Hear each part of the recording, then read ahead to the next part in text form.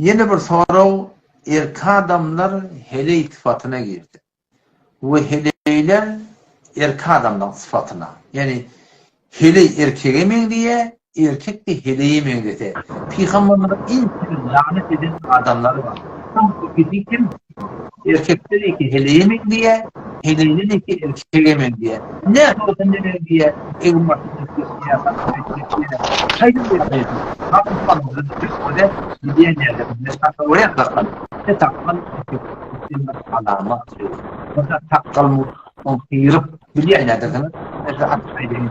Takıl mutirip kimemin de çok bundan şehirleyim.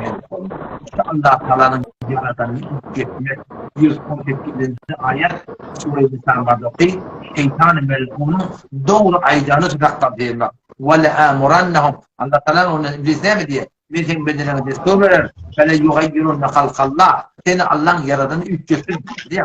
O zaten şu açık bilmeyen edenlersiniz uzman da olan. İyi değilmekten o bir değil takkal koyuyor. Yani sonra kulaklarına tuttum, kulaklarına eteklerine vurtum. Erkek adamın ziyneti, avudallığı her birbirine bir değerli var. Kullun yürüyorun avudallığı uzman da olan. Etik kıyamet günü anlatan yani paramızda lağın ile yalnız ya Allah sen peygamberine meyve sorup bilmene delili tavrı.